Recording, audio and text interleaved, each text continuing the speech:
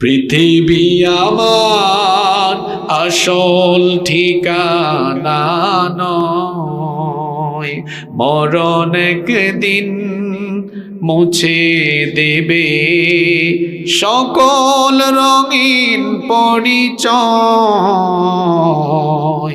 পৃথিবী আমার আসল ঠিকানা নয়, মিছে মানুষের বন্ধন, মিছে মায়া স্নেহ প্রীতি ক্রন্দন, মিছে অভিনয় নাটকের মঞ্চে, মিছে জয় আর পরাজয়। পৃথিবী আমার আসল ঠিকানা নয়। আপনাদের এই শিবনগর গোরস্থানের পাশ দিয়ে যাওয়ার সময় এটা ফিল করবেন, যারা এখন এই কবরে ঘুমিয়ে আছেন তারা সবাই একদিন আপনার মতো জীবিত ছিলেন, এখন তারা সেখানে ঘুমিয়ে আছেন। একই পরিণতি আমার আপনার হবে। কবর আমাদের আসল বাড়ি। এই এলাকার যে সুন্দর বাড়ি বানিয়ে আমি মানুষকে বলি এটা আমার বাড়ি, এটা আমার বাড়ি নয়, কবর হলো আমার আসল বাড়ি। অহংকার চূর্ণ বিচূর্ণ হয়ে যাবে, ক্ষমতার অহংকার, টাকা পয়সার অহংকার, বংশের বড়াই, জ্ঞানের বড়াই, সব চূর্ণ বিচূর্ণ হয়ে যাবে, মাটির সাথে সব মিশে যাবে, থাকবেন না।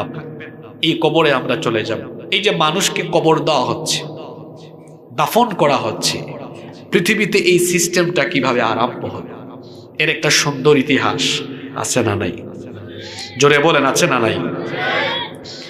কিভাবে পৃথিবীতে কবরের সিস্টেমটা চালু হলো, কি করে কবরের পদ্ধতির প্রচলন হলো, এই ঘটনাটি আল্লাহ তাআলা কোরআনুল কারীমে সুন্দর করে বয়ান করে দিয়েছেন। পৃথিবীর প্রথম মানুষ এবং প্রথম নবী, আমাদের সকলের বাবা সাইয়্যিদিনা আদম আলাইহিস সালাম, এবং আমাদের সকলের মা সাইয়্যিদাতুনা হাওয়া আলাইহাস সালাম, এই দুইজনের মাধ্যমে মানব বংশের বিস্তার সাধিত হয়েছে। এই দুইজনের সংসার ছিল পৃথিবীর প্রথম সংসার। তাদের মাধ্যমে দাম্পত্য জীবন শুরু হয়ে জগৎ সংসার বিস্তৃত হতে হতে আজকে তো বিশাল পরিসর ধারণ করেছে। আমাদের বাবা সাইয়্যিদিনা আদম আলাইহিস সালাম এবং আমাদের মা সাইয়্যিদাতুনা হাওয়া আলাইহাস সালামের পরিবার কি করে বড় হলো শুনেন। কিভাবে এত বড় হলো? আদম আলাইহিস সালামের ঔরসে আমাদের মা সাইয়্যিদাতুনা হাওয়া আলাইহাস সালামের গর্ভে আল্লাহ তাআলা একসাথে দুটা সন্তান দিতেন। জুড়ে বলেন কয়টা? আস্তে বলবেন না, জুড়ে বলেন কয়টা?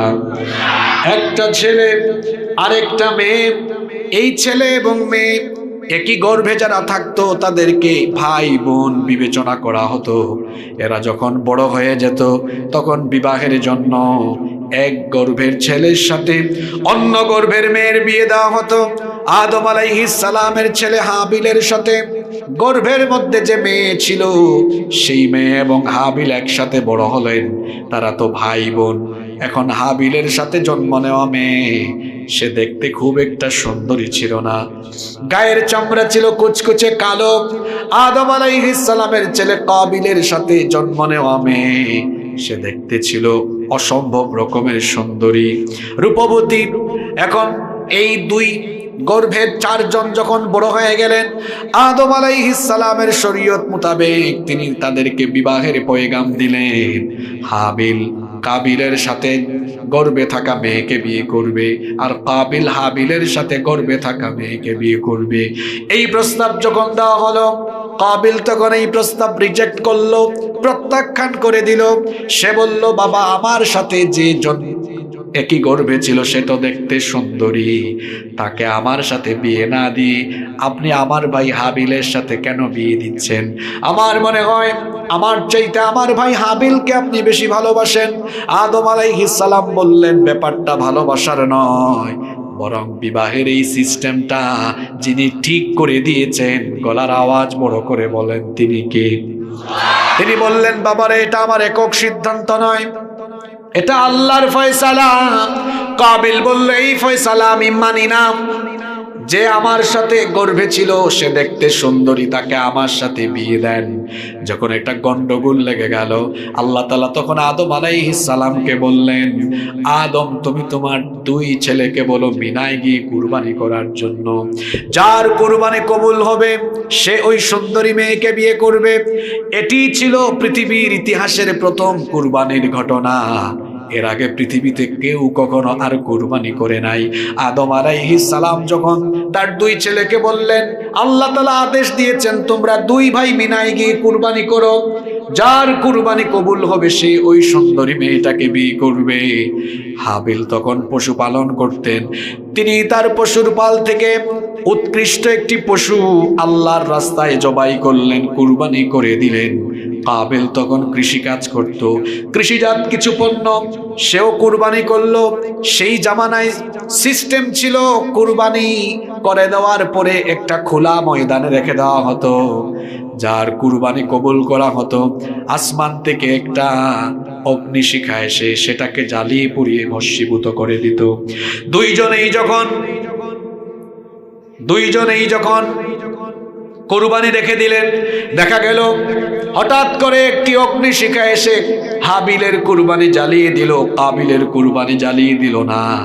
হাবিলের কুরবানিটা যখন কবুল হয়ে গেল, কাবিল তখন আরো বেশি রাগান্বিত হয়ে গেল। রাগান্বিত হয়ে গিয়ে সে তার ভাইকে কি বলল শুনুন এবার সেই ঘটনা কোরআন থেকে। কোরআনুল কারীমের 5 নম্বর সূরা সূরাতুল মাইদা এর 27 নম্বর আয়াত থেকে আল্লাহ তাআলা বলছেন, ওয়াতলু আলাইহিম নাবা আবনাই আদামা বিল হক إذ قربا قربانا فتقبل من أحدهما ولم يتقبل من الآخر। আল্লাহ তাআলা বলছেন, ও নবী আপনি এদেরকে আদমের দুই ছেলের ঘটনাটি শুনিয়ে দেন। দুজনেই যখন কুরবানি করলো, ইয ক্বাররাবা কুরবানান ফাতুকব্বিলা মিন আহাদিহিমা ওয়া লাম ইউতাকাব্বাল মিনাল আখার। একজনের কুরবানি কবুল হলো, আরেকজনের কুরবানি কবুল হলো না। হাবিলের কুরবানি আল্লাহ কবুল করলেন, কাবিলেরটা আল্লাহ কবুল করলেন না। কাবিল তখন রাগান্বিত হয়ে তার ভাই হাবিলকে বলেছিল, ক্বালা লা আকতুলান্নাক, সে বলেছিল আমি তোমাকে হত্যা করব। হাবিল তখন বলেছিল, ভাই আমার তুমি যদি আমাকে হত্যাও করো আমি তোমার দিকে আমার হাত প্রসারিত করে দিব না। কেন তুমি রাগান্বিত হয়ে যাচ্ছ? আমার কুরবানি কবুল হয়েছে, তোমার কুরবানি কবুল হয় নাই। এর কারণ হলো কুরবানির মানদণ্ড হলো তাকওয়া। তিনি তখন তার ভাইকে বললেন, ইন্নামা ইয়াতাকাব্বালুল্লাহু মিনাল মুত্তাকিন, নিশ্চয়ই আল্লাহ মুত্তাকিদের কুরবানি কবুল করেন। তাকওয়ার ভিত্তিতে যে আমল হয় সে আমলটাই সুন্দর হয়। তাকওয়ার ভিত্তিতে যে আমল হয় সে আমলকে যিনি কবুল করেন, গলার আওয়াজ বড় করে সবাই বলেন তিনি কে? আরো জোরে বলেন তিনি কে? কাবিল তার ভাই হাবিলকে মেরে ফেললো। এটা হলো পৃথিবীর ইতিহাসের প্রথম খুনের ঘটনা। এর আগে পৃথিবীতে কোনো মানুষ মারাও যায় নাই, প্রথমবারের মতো মারা গেল। এখন দেখেন যাকে মারলো তার নাম হাবিল, মারলো তার ভাই কাবিল। এই হাবিল কাবিলের বাপের নাম কি? জোরে বলেন। যুবক ভাইয়েরা শোনেন, পৃথিবীতে আসার সময় বাপ আগে এসেছেন না ছেলে আগে? আরো জোরে বলেন। পৃথিবী থেকে যাওয়ার সময় বাপ আছে ছেলে? এটা এই জন্য বললাম, আমার যুবক ভাইরা নামাজে যায় না, আমার যুবক ভাইরা রমজান মাসে রোজা রাখে না, আমার যুবক ভাইগুলো দ্বীনের পথে ধাবিত হয় না, কারণ তারা মনে মনে ভাবে আমি বুড়া হই তারপরে আমি নেক আমল করব। কলিজার টুকরা ভাই গো আমার, বুড়া হওয়ার আগেই আপনি দুনিয়া থেকে চলে যেতে পারেন, কারণ দুনিয়াতে আসার সিরিয়াল আছে, যাওয়ার সিরিয়াল নাই। যাওয়ার সিরিয়াল আছে? দেখেছেন আগে এসেছেন বাবা আদম, যাওয়ার সময় গিয়েছেন ছেলে আগে। নাম কি? জোরে বলেন। মেরেছে কি? সম্পর্ক কি? জোরে বলেন। আচ্ছা, এটি পৃথিবীর প্রথম মরা মানুষ। এর আগে আর কেউ মারা গেছে? মারা যাওয়ার পরে কি করা লাগে তিনি সেটা মাটি দেওয়া যে লাগে উনি তো জানতেন না ওইটা, কারণ তখন দাফন গুরুস্থানের পদ্ধতি তখন ছিল। এখন কাবিল তার ভাই হাবিলের লাশ নিয়ে চিন্তায় পড়ে গেল, আমার ভাইয়ের লাশ আমি কি করব। অনেক লম্বা সময় চলে গেল। যখন সময় চলে যায় তখন মানুষের লাশের মধ্যে দুর্গন্ধ সৃষ্টি হয় কি হয় না? কাবিল চিন্তায় পড়ে গেল, আমার ভাইয়ের লাশ আমি কি করি, অসহায় হয়ে গেল। আল্লাহ তাআলা তখন কি করলেন শোনেন, ফাবাআসাল্লাহু গুরাবান ইয়াবহাসু ফিল আরদি লিয়ুরিয়াহু কাইফা ইউগারি সাওআতা আখি। আল্লাহ তাআলা তখন একটি কাক পাঠালেন। কাক বুঝেন তো আপনারা? আপনারা আঞ্চলিক ভাষায় কাক বলেন না কাউয়া বলেন? কাউয়া না, মাশাআল্লাহ, কাউয়া।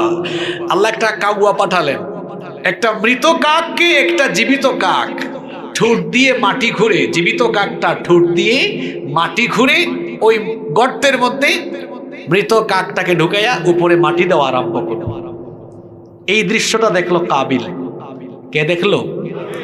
এই দৃশ্য দেখার পরে সে বলল, قال يا ويلتى أعجزت أن أكون مثل هذا الغراب।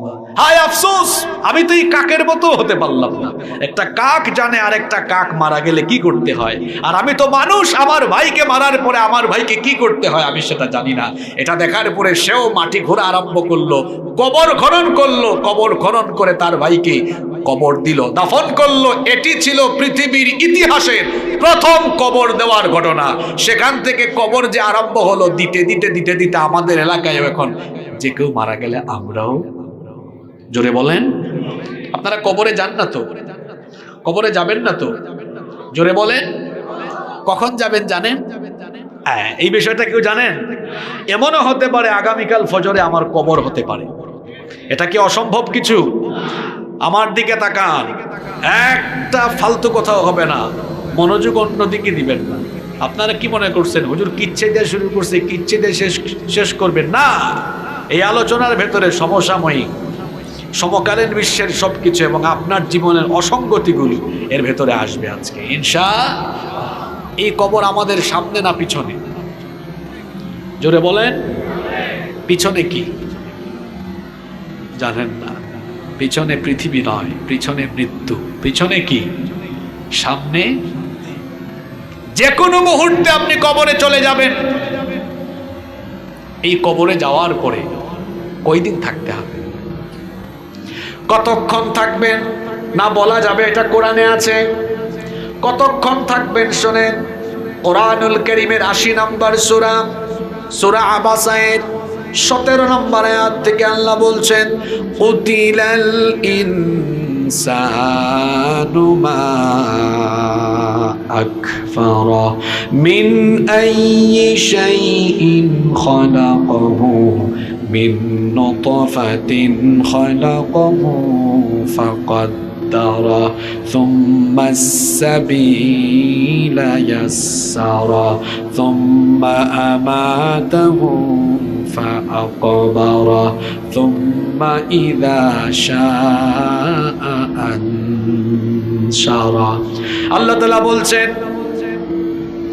মানুষের উপর লানত, সে কতই না কৃতজ্ঞ। সে চিন্তা করে না মিন আইয়ি শাইইন খালাকা, কোন জিনিস থেকে তাকে সৃষ্টি করা হয়েছে তার জেনে রাখা উচিত। মিন নুতফাতিন, এক ফোঁটা স্পাম থেকে, শুক্রাণু থেকে আমি তাকে সৃষ্টি করেছি। ফাকাদ্দারাহু, এরপরে আমি তাকে পূর্ণতায় পৌঁছে দিয়েছি।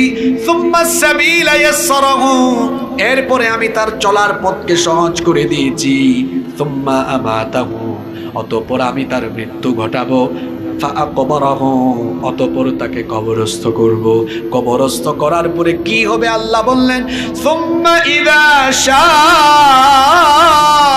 আনশারা, এরপরে যখন পুনরুত্থানের সময় আসবে, সিংহায় ফুৎকারের সময় আসবে, সিংহায় ফুৎকারের পরে আসমান জমিন লণ্ডভণ্ড হয়ে কিয়ামত যখন হয়ে যাবে, ওই কিয়ামতের পরে আবার কবর থেকে দুনিয়ার মানুষগুলো উঠবে।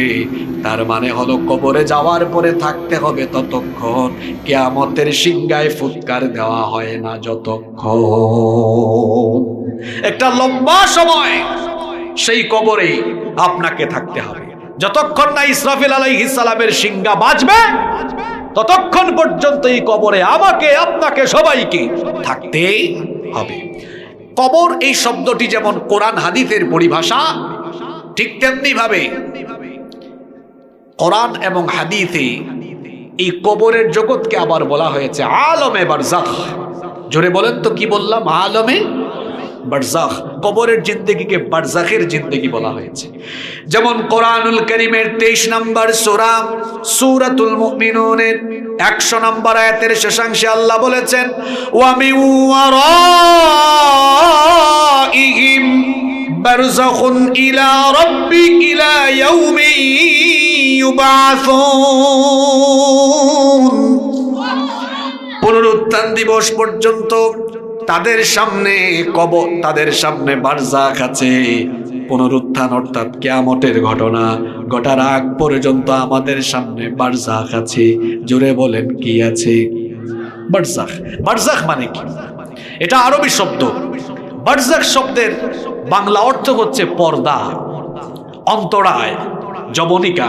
এই যে দেখুন এখানে পর্দা আছে না, পর্দা থাকার কারণে পর্দার ওই পাশে কি আছে বা কি হচ্ছে আমাদের কি দেখার বা জানার সুযোগ আছে? জোরে বলতে হবে, দেখা বা জানার সুযোগ আছে? নাই। কবরকে বারজাখ এই কারণে বলা হয় কারণ পৃথিবীর কোনো টেকনোলজি, কোনো প্রযুক্তিকে ব্যবহার করে কবরের জিন্দেগি সম্পর্কে কেউ কোনো তথ্য কাউকে দিতে পারবে? পৃথিবীর বিজ্ঞান পারবে? আপনাদের গোরস্থানে কোন মুর্দার উপর কি হচ্ছে কেউ জানে এটা? আপনি ঘরে বসে লন্ডন আমেরিকার খবর পান। আপনি তো 3.5 হাত কবরে শুয়ে থাকা মানুষের উপর কি চলছে আপনি জানেন? এটা পর্দার জগৎ, অর্থাৎ আমাদের থেকে অদৃশ্য। এখানে কি হচ্ছে আমরা জানি না, এজন্য এটাকে বলা হয় কি? বারজাখ। জোরে বলেন কি বলা হয়? বারজাখ বলা হয়। যেমন আল্লাহ তাআলা কোরআনে কারীমে বলেছেন, মারাজাল বাহরাইনি ইয়ালতাকিয়ান বাইনাহুমা বারযাখুল লা ইয়াবগিয়ান। দুই সাগরের মাঝখানে আল্লাহ বলছেন পর্দা রয়েছে, জবনিকা রয়েছে। এক সাগরের পানি আরেক সাগরের সাথে মিশে যায় না। হতে পারে এমন একটার পানি লোনা, আরেকটার পানি মিঠা। এই যে লোনা আর মিষ্টি একসাথে মিশে যায় না, মাঝখানে অদৃশ্য একটা দেয়াল যিনি স্থাপন করেছেন, জোরে বলেন তো তিনি কি?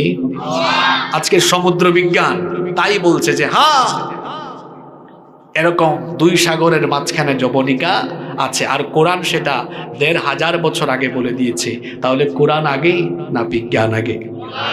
জোরে বলেন, কোরআন আগে না বিজ্ঞান আগে? আমরা সন্তানকে শিখাবো কি আগে? আরো জোরে বলেন। হ্যাঁ, আপনারা শিখাচ্ছেন আলহামদুলিল্লাহ। বাংলাদেশে অভিভাবকদের সচেতনতা বাড়ছে। দিন দিন মাদ্রাসায় এখন ছাত্রছাত্রীর সংখ্যা বাড়ছে না কমছে? মাদ্রাসায় ছাত্র বাড়ার কারণে এখন আপনারা দেখছেন যারা মাদ্রাসা পছন্দ করেন না তাদের জ্বালাপুরা সৃষ্টি হয়ে গিয়েছে। আমি কি ভুল বলেছি? বলা হচ্ছে পথে ঘাটে, অলিতে গলিতে, পাড়ায় পাড়ায় নুরানি মাদ্রাসা, হাফেজি মাদ্রাসা এগুলো দিয়ে দিয়ে ব্যাঙের ছাতার মতো মাদ্রাসা তৈরি করে স্কুল কলেজের সর্বনাশ ঘটিয়ে দেওয়া হচ্ছে। তো মাদ্রাসা অলিতে গলিতে পাড়ায় পাড়ায় হলো, কেউকে গিয়ে অভিভাবকদেরকে জোর করে বুঝায়া ছাত্র নিয়ে আসে? আপনাদেরকে কি কেউ জোর করে বুঝায়? অভিভাবকরা তো খুশি হয়েই মাদ্রাসায় দেয়। মাদ্রাসায় কেন ছাত্র বাড়ছে এর কিছু কারণ আগে শোনেন। আপনাদের মনোযোগ আছে না চলে গেছে? এগুলো সমকালীন সমসাময়িক কথা বলছি, কন্টেম্পোরারি ইস্যু। যারা মাদ্রাসায় ছাত্র বৃদ্ধির কারণ খুঁজে পাচ্ছেন না তাদেরকে বলছি শোনেন, মাদ্রাসায় ছাত্র কেন বাড়ছে। কারণ আমাদের মাদ্রাসাগুলোতে ছেলে মেয়েদেরকে জ্ঞান বিজ্ঞান শেখানোর পাশাপাশি তাদেরকে আদব আখলাক শেখানো হয়। আপনি এর প্রমাণ চান? আগামীকাল কানসার্টে স্কুল কলেজের সামনে দিয়ে হেঁটে যাবেন, সালাম পান কিনা দেখবেন। আর একটা নুরানি মাদ্রাসার সামনে দিয়ে যাবেন, দেখবেন সালাম আর সালাম। আমি কি ভুল বলেছি? আরে আপনি দেখেন বই খুলে, আপনারা শিখাচ্ছেন দেখা হলে হাই বলতে হয়, হেই বলতে হয়, হ্যালো বলতে হয়। আর আমার মাদ্রাসার ছেলে মেয়েদেরকে শেখানো হয় দেখা সাক্ষাৎ হলে সালাম দিতে হয়। আমাদের দেশের মুসলমান অভিভাবকরা, মা বাবারা হাই হেই হ্যালো সন্তানরা বলুক এটা চান না। তারা চান তাদের সন্তানরা কালামের আগে সালাম দিক, কথা বলার আগে সালামের চর্চা করুক। এজন্য আমার দেশের গার্ডিয়ানরা, মা বাবারা তাদের সন্তানদেরকে জ্ঞান বিজ্ঞান শেখানোর পাশাপাশি আদব আখলাক শেখানোর জন্য স্কুল থেকে এনে মাদ্রাসায় দিয়ে দিচ্ছে। আপনি এসি রুমে বসে বসে ভাবছেন যে মাদ্রাসায় এত ছাত্র বাড়লো কেন? আপনি জরিপ করেন বাড়ছে কেন? কেন কারণ বের করে ওই যে গ্যাপগুলো মাদ্রাসায় নাই, স্কুলে নাই, ওগুলা স্কুলেও দেন, দেখবেন স্কুলে আর ছাত্র কমবে। কয়টা পয়েন্ট বলেছি? আপনাদেরকে মনোযোগ নাই? কয়টা পয়েন্ট বলেছি? এক, মাদ্রাসায় জ্ঞান বিজ্ঞানের পাশাপাশি কি শেখানো হয়? জোরে বলেন, আদব আখলাক শেখানো হয়। 2 নম্বর, আমাদের দেশের মা বাবারা কেন তাদের সন্তানদেরকে নুরানি মাদ্রাসায় দেন কিংবা মাদ্রাসায় পড়ান? কারণ আমাদের দেশের মা বাবারা চান তাদের সন্তানরা প্রমিত বাংলায় যেমন কথা বলে, ইংরেজিতে যেমন কথা বলতে পারে, তাদের সন্তানরা ছেলে মেয়েরা যেন বিশুদ্ধ করে আল্লাহর কালাম তেলাওয়াত করতে শিখে।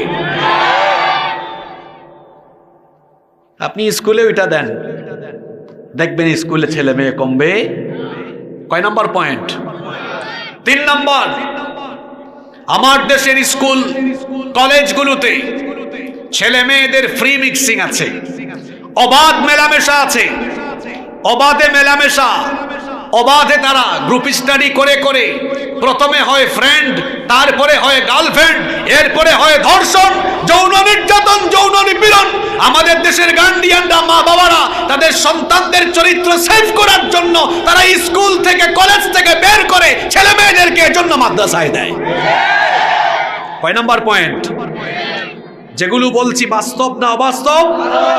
নাম্বার 4, 4 নম্বর, আপনারা যখন আপনাদের স্কুল কলেজে ঈমান বিধ্বংসী বিষয় কারিকুলামে ঢুকিয়ে দিয়েছেন, তখন আমার দেশের গার্ডিয়ানরা, মা বাবা রাগ করে তাদের ছেলে মেয়েদেরকে স্কুল থেকে বের করে মাদ্রাসায় এনেছেন।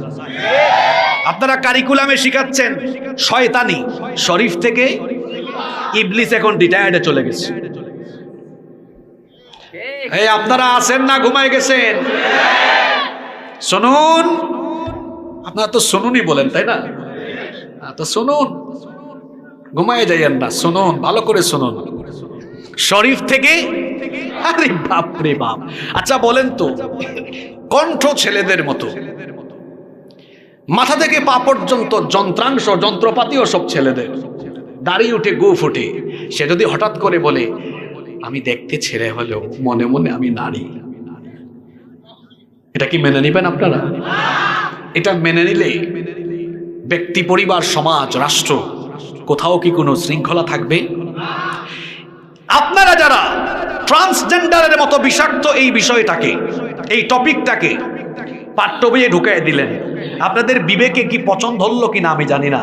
এই যে 6-7-এ একটা ছেলে বা মেয়ে একটু যদি পড়ে, সে ইন্টারমিডিয়েটে গেল, এই যে আজকে রাজশাহী ইউনিভার্সিটিতে অ্যাডমিশন টেস্ট হচ্ছে, ইউনিভার্সিটিতে চান্স পেল, চান্স পাওয়ার পরে দূর থেকে যে সকল ছেলেমেয়েরা ভার্সিটিতে চান্স পায়, তারা ইউনিভার্সিটির হলে থাকার জন্য আবেদন করে।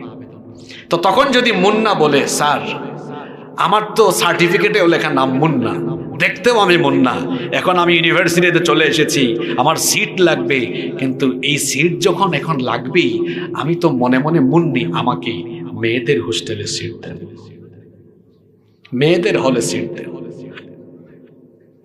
মুরগি, শেয়াল মুরগির খামারের পাশে গিয়ে বলছে, দেখো আমি দেখতে শেয়ালের মতোই, কিন্তু মনে মনে আমি মুরগি। মুরগির যদি দয়ামায়া হয় আর মুরগি যদি শেয়ালকে তাদের সাথে থাকার জন্য সুযোগ দেয়, বলেন তো সকালবেলা কি মুরগির খামারে একটা মুরগিও থাকবে? শেয়াল মনে মনে মুরগি হয়ে মুরগির খামারে ঢুকলে মুরগির যে পরিণতি হবে, মুন্না মনে মনে মুন্নি হয়ে মেয়েদের হলে হোস্টেলে ঢুকলে মেয়েদের পরিস্থিতিও তাই হবে। অলরেডি শুরু হয়ে গিয়েছে। কয়েক সপ্তাহ আগে চ্যানেল 24, এটিএন নিউজ সহ বিভিন্ন নিউজে দেখিয়েছে ঢাকার এক গার্লস স্কুল বা কলেজে এক ছেলে বুরখা পরে ঢুকে মেয়েদের ভিতরে ঢুকে মেয়েদেরকে ডিস্টার্ব করেছে। আপনারা দেখছেন কিনা ভিডিওটা? জি বুঝি নাই। কানসার্টও হয়েছে ঘটনা। শরীফ থেকে শরীফে এখন বইয়ের পাতায় নাই, এখন অ্যাপ্লিকেশন শুরু হয়েছে। ওই যে হুচিমিন ইসলাম বগুড়া, হুচিমিনের কথা কে জানেন? হাত তোলেন তো। আপনারা ঠিক আছে, আজকে যেহেতু জানেন না আমি এটা বলবো না, গুগল শরীফে ইউটিউব শরীফে সার্চ করবেন আজকে বাড়ি যাইয়া, যে হুজুর যে বলছে হুচিমিন, হুচিমিন এটা কে, তখন বুঝে ফেলবেন আপনি। দেখছেন নাকি কেউ এখানে? না, আমি বললে আমার টপিক আরো অনেকগুলা বাকি, তো আমার সব বলতে হবে কথা আজকে। এরপরে আসুন, আমি বলছি মনে মনে যদি কোনো ছেলে মেয়ে হয়ে যায়, তার বাবাকে যদি সে বলে আব্বু আমি তো মনে মনে মেয়ে, আমার বিয়ে দেন, এখন তারে যদি আরেকটা ছেলের সাথে বিয়ে দেওয়া হয়, বাসর ঘরে গিয়া দেখা যাবে দুটাই তো এক জাত, বাসর হবে কেন? ঝামেলা আছে না নাই? তারপরে আপনার মেয়ে মুন্নি আপনাকে যদি বলে আব্বু এত বছর আমি মুন্নি ছিলাম, এখন আপনি সম্পদ বন্টন করবেন, এখন মনে মনে আমি মুন্না, তো মাওয়ারিস আর ফারাইজের বন্টনে লিযযাকারি মিসলু হাদ্দিল উনসায়াইনের এখন বন্টন কিভাবে? সব জায়গায় পেশ আছে না নাই? আপনারা মাদ্রাসা কেন বাড়ছে আর মাদ্রাসায় শিক্ষার্থী কেন বাড়ছে আপনি কারণ খুঁজে পান না। আপনি শরীফ থেকে শরীফা, ফাহিম অন্তরার প্রেমের গল্প, নিরাপদ স্পর্শের নামে অশ্লীলতা, বেহায়াপনা, এমনকি সারেগামা পাধানিসা লীলামালি লীলামালি বড় যুবতী সৈগ বিয়ার সাজনী কন্যা সাজলো, এইরকম নাচ গান বাদ্যযন্ত্র নাটক ফটক ঢুকাই দিয়া যখন আপনি এদেশের সন্তানদেরকে নায়ক গায়ক আউল বাউল বানানোর পরিকল্পনা করছেন, তখন আমার দেশের সচেতন অভিভাবক মা বাবারা সন্তানদেরকে নুরানি মাদ্রাসায় আর তারা ভালো ভালো মাদ্রাসায় নিয়ে ভর্তি করাচ্ছেন। কয়টা বলেছি? কি শয়তানি এখন! আমার তো কলিজাটা ছিঁড়ে গেছে। আমি তো অক্টোবরে এসেছিলাম আপনাদের এলাকায় পাশে, আমি ফিলিস্তিন নিয়ে আলোচনা করে গেলাম না। আমরা ফিলিস্তিনের পক্ষে না ইসরায়েলের পক্ষে? যারা কথা বলে না তারা কিসের পক্ষে? একজনও চুপ থাকবেন না। আমরা কার পক্ষে? আমার ক্লাস 9-এর ইতিহাস ও সামাজিক বিজ্ঞান বই একটা ম্যাপ আঁকা আছে, এবং এই ম্যাপটা আঁকা হয়েছে দেখেন সিরিয়া, লেবানন, জর্ডান, মিশর, এগুলো সব মধ্যপ্রাচ্যের দেশ একদিকে এনে যেখানে বর্তমান গাজা অবস্থিত, আপনারা তো গাজা বলেন, আরবিতে বলে এটাকে গাজা, ওখানে লিখেছে গাম্বিয়া। এই ইতিহাস ও সামাজিক বিজ্ঞান বই যারা লিখেছে, রচয়িতা এবং সম্পাদক, এরা নাবালেগ, এখনো বালেগ হয়নি। আপনি বলবেন হুজুর এদেরকে নাবালেগ বলেছেন কেন? নাবালেগ বলেছি এই কারণে, গাম্বিয়া হলো আফ্রিকার দেশ, আফ্রিকার দেশ গাম্বিয়া, এখানে এসে জুড়া লাগলো কেন? এখন যদি বলে হুজুর এরা তো নাবালেগ না, যারা লিখেছে এরা তো বয়স্ক মানুষ, তাইলে আমি বলবো বালেগ যদি হয়, তাহলে ম্যাপ আঁকার সময় এরা কত বোতল খাইছে নিজেরাও জানে না। বোতল খেয়া লিখেছে, এই জন্য কোন দেশ কোন দিকে নিজেরাও জানে না। এমনকি তারা সেই ম্যাপের মধ্যে ফিলিস্তিনের নাম না দিয়ে ইসরায়েলের নাম বড় করে দিয়েছে।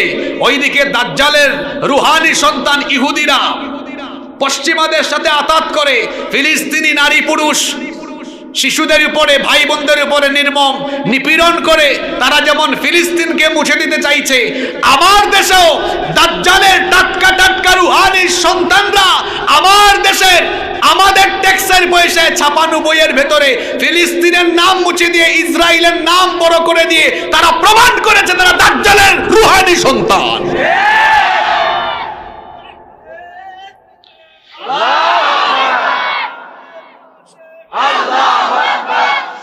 পাঠ্য বই নিয়ে আমার দীর্ঘ বক্তব্য ইউটিউবে আছে, এ বিষয়ে আমি কথা বলতে চাই না। আপনারা ইউটিউবে আমার সেই লম্বা বক্তৃতা সময় করে পারলে শুনে নিবেন, সকল অসঙ্গতি সেখানে, পৃষ্ঠা নাম্বার, কোন বইয়ের কোন পৃষ্ঠায় কি লেখা হয়েছে সব আমরা বলেছি। সবচেয়ে মজার বিষয় হলো কি জানেন, যখন এই শরীফ শরীফা পড়াইয়া সামনে হাফ ইয়ার পরীক্ষা চলে আসতেছে, এটা নিয়ে যখন জাতিকে সচেতন করা দরকার ছিল বেশি, ঠিক সেই সময়ে আমাদের দেশের আলেমরা এখন তর্ক বিতর্ক, দলাদলি এবং নিজেদের মধ্যে পারস্পরিক কাদা ছোড়াছুড়ি করছে। আপনারা আছেন না ঘুমাই গেছেন? মেয়ারে হক, সত্যের মাপকাঠি, এটা 1 শতাব্দী আগের পুরানো বিষয়। ওই জামানার সমসাময়িক ব্যক্তিবর্গ তাদের জামানার সমসাময়িকদের সাথে তারা এগুলো নিয়ে কথাবার্তা বলেছেন, কথাবার্তা বন্ধ হয়ে গিয়েছিল। হঠাৎ করে 1 শতাব্দী পরে আবার যখন এই বাংলাদেশে কওমি আলিয়া 2 গ্রুপের উলামাদের মধ্যে দেখা যাচ্ছিল দূরত্ব কমে গিয়ে সম্পর্ক বাড়ছে, আলেম উলামাদের মধ্যে ঐক্যের পথ তৈরি হচ্ছে, হঠাৎ করে 1 শতাব্দী পরে আবার এই সকল বিষয়গুলো সামনে এনে আলেম উলামাদের মধ্যে ফাটল সৃষ্টির অপপ্রয়াস চলছে। আমরা অত বড় আলিম নই, খুবই ক্ষুদ্র একজন মানুষ। আমি নিজে কোরআনের একজন ছাত্র, কিন্তু মাদ্রাসায় বিশ্ববিদ্যালয়ে তাফসীর নিয়ে পড়াশোনা করেছি। আমাদের উস্তাদরা যতটুকু পড়িয়েছেন আমরা দেখেছি যে কোরআন, হাদিস এবং ফিকহের মধ্যে এই মেয়ারে হক নামে কোনো পরিভাষা আসলে নাই। এখানে আমার ডানে বামে অনেক আলেম বসে আছেন, কওমি আলিয়া অনেক আলেম ওলামা বসে আছেন। কোরআন সুন্নায় কি এরকম কোনো পরিভাষা আছে? তো যেটা কোরআন সুন্নাহর পরিভাষা নয়, ওইটা আমরা এনে অযথাই নিজেদের মধ্যে কাদা ছোড়াছুড়ি আমরা কেন সৃষ্টি করব? কে সত্যের মাপকাঠি, এগুলো নিয়ে আলোচনা বন্ধ করে বরং আমরা এক বাক্যে বলা উচিত, রাসূল সাল্লাল্লাহু আলাইহি ওয়াসাল্লামকে আমরা ভালোবাসি, নবীজির সাহাবীদেরকে আমরা ভালোবাসি, তাদেরকে আমরা অনুসরণ করি, অনুকরণ করি, ইত্তেবা করি, বাস এতটুকু। এর বাইরে কোনো ফিতনা সৃষ্টিকারী শব্দ উচ্চারণ করে উম্মতের ঘরে আগুন লাগানো যাবে না, যাবে না, যাবে না। আপনারা নিজেদের মধ্যে কাদা ছুড়াছুড়ি করছেন, আর গতকাল তারা বসে মিটিং করছে এত নুরানি আর এত হাফেজি মাদ্রাসা বাড়ে কেন, এগুলার বিরুদ্ধে এখন ব্যবস্থা নেওয়া দরকার। খেলা বুঝবেন আরো কয়েকদিন পরে, এখনো সময় আছে। নিজেদের মধ্যে পারস্পরিক কাদা ছুড়াছুড়ি বন্ধ করে কওমি আলিয়া ভেদাভেদ ভুলে এক টেবিলে বসুন, একসাথে থাকুন। নুরানি মাদ্রাসা, হাফেজি মাদ্রাসা, কোন মাদ্রাসা নিয়ে কথা বলার সাহস এই দেশে কোনোদিন কারো হবে না ইনশাআল্লাহ।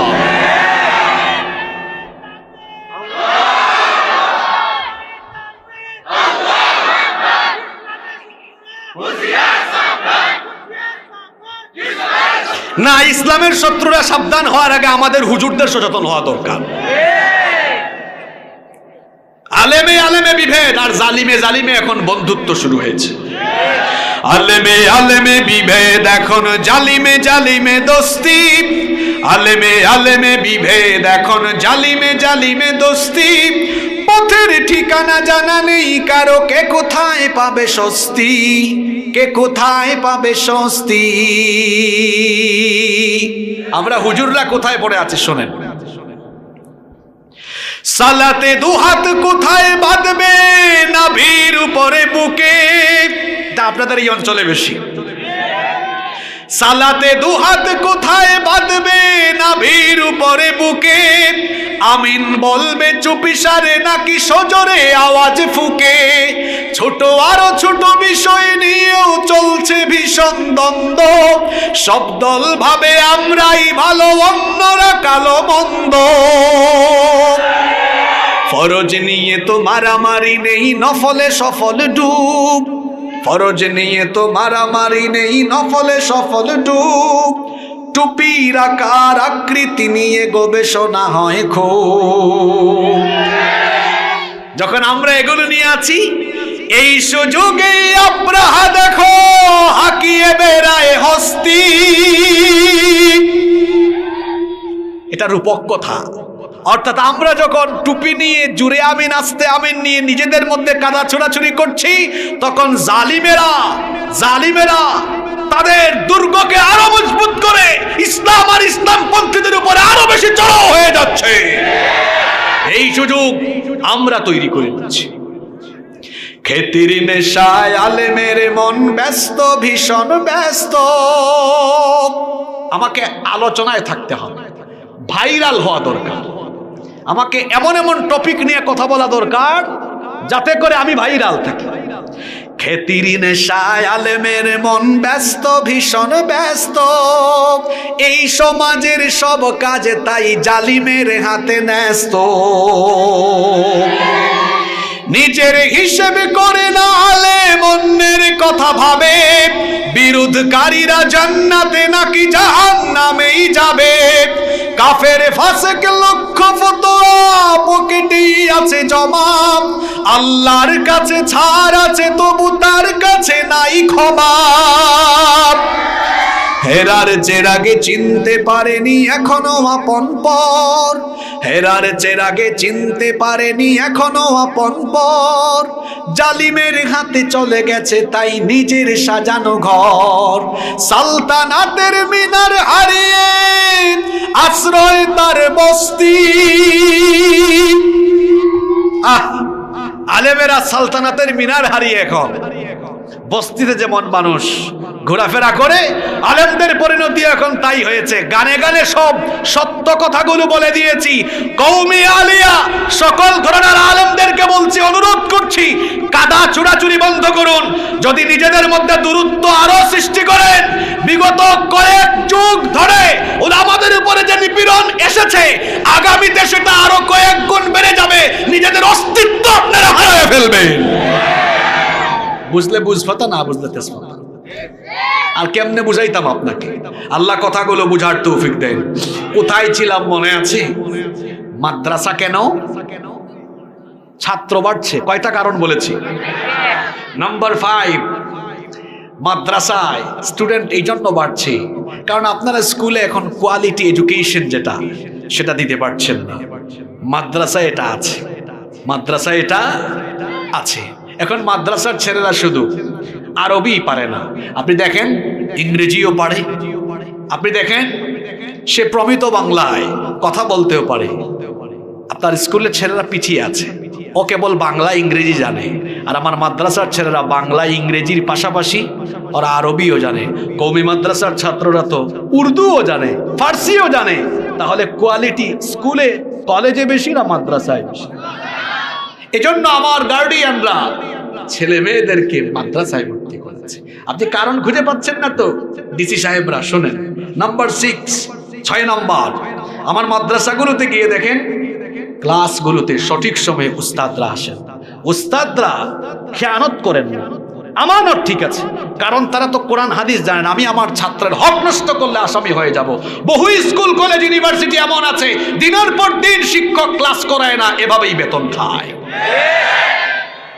নাম্বার 7 নম্বর, নতুন যে কারিকুলাম এটাতে মূল্যায়নেও গার্ডিয়ানদের মধ্যে এক ধরনের অনাগ্রহ সৃষ্টি হয়েছে। গার্ডিয়ান বুঝেই না এটা কি, বৃত্ত, চতুর্ভুজ জানেন কিনা আপনারা? এখন কি ছেলেমেয়েরা কি পায়?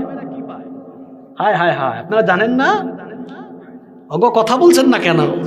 ত্রিভুজ, চতুর্ভুজ, আর কি জানে আরেকটা আছে বৃত্ত। এগুলো অনেকে বুঝে না, এজন্য তারা বের করে এনেছে। 8 নম্বর, সেখানে ছেলেমেয়েরা স্কুলে ইসলামী কোনো কালচার শিখছে না।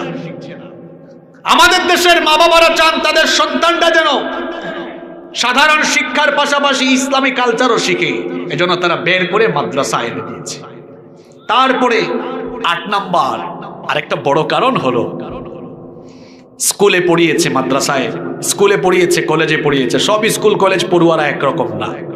হতে পারে যেমন আমার স্টার্টিং হয়েছে নুরানি দিয়ে, এরপরে আমি স্কুলে গিয়েছি, আবার মাদ্রাসায় এসেছি, মাদ্রাসা শেষ করেছি, ইউনিভার্সিটিতেও পড়েছি। কিন্তু আমার বাবা আমাকে শুরু করেছেন কোরআন দিয়ে। আমার পরিবারের সবার শুরু হয়েছে কোরআন দিয়ে। যাদের কোরআন দিয়ে শুরু হয় এরা মা বাপকে বৃদ্ধাশ্রমে পাঠায় না।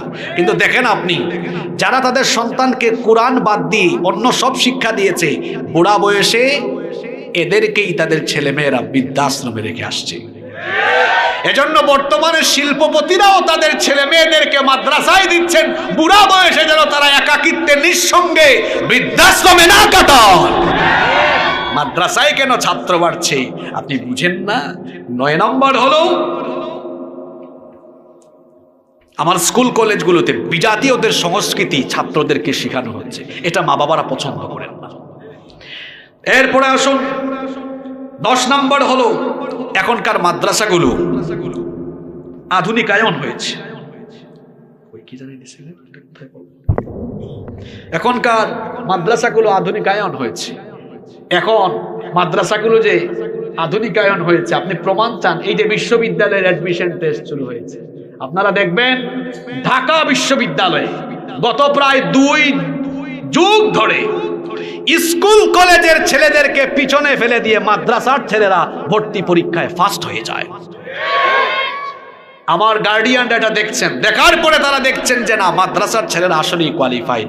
মাদ্রাসার ছেলেদেরকে আমার দেশের অনেক মানুষ মনে করে এই মোল্লারা কি জানে, কি জানে এরা, মোল্লারা কি জানে।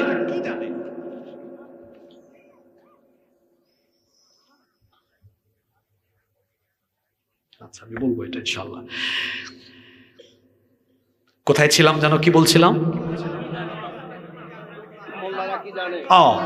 আমার দেশের অনেকে দাড়ি টুপি দেখলি, পাঞ্জাবি দেখলি মনে করে এরা কি জানে।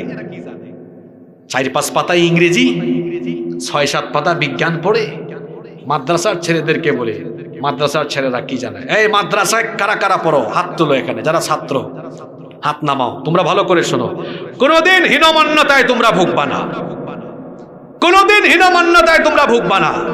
আল্লাহ তাআলা তোমাদেরকে বাছাই করেছেন, পছন্দ করেছেন বলে তুমি কোরআন হাদিসের ছাত্র হতে পেরেছো। যারা বলে এরা কি জানে, তা আমার দিকে তাকান, বলছি এরা কি জানে। আমার হাতে কি? জোরে বলেন। কয় পারা? এই 30 পারা, একদম স্টার্টিং থেকে ইন্ডিং, মিনাল বিদায়া ইলা নিহায়া, শুরু থেকে শেষ পর্যন্ত মুখস্থ আছে। এরকম লক্ষ লক্ষ হাফেজ আমার দেশে নাই। বয়স কত? কত বছর? ওকে 10-12 বছর।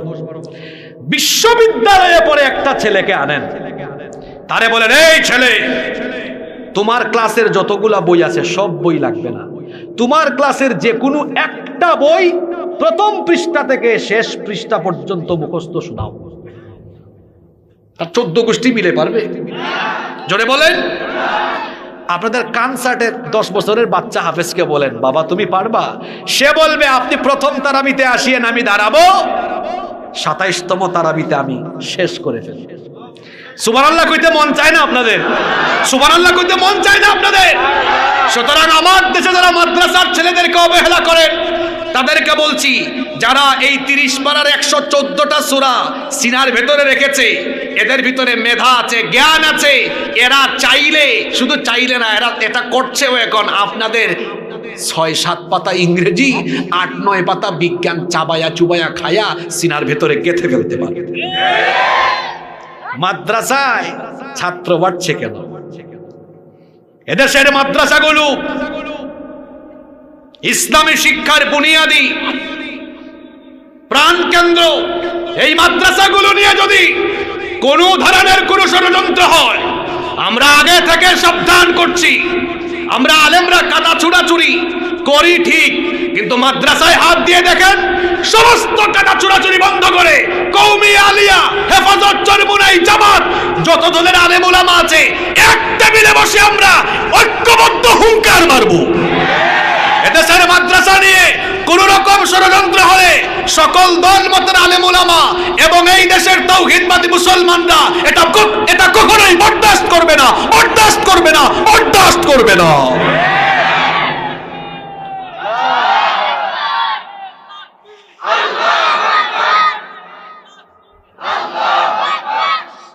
বারোটা তো হয়েই গেছে।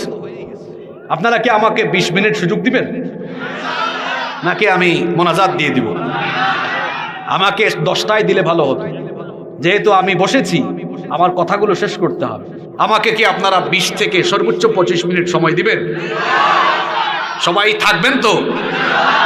তাহলে জান, আমিও আমার নিয়ম ভাঙিয়ে ফেললাম। আমি আসলে 12টার পরে কথা বলি না, আজকে আপনাদের আগ্রহ দেখে আমি কথা বলবো।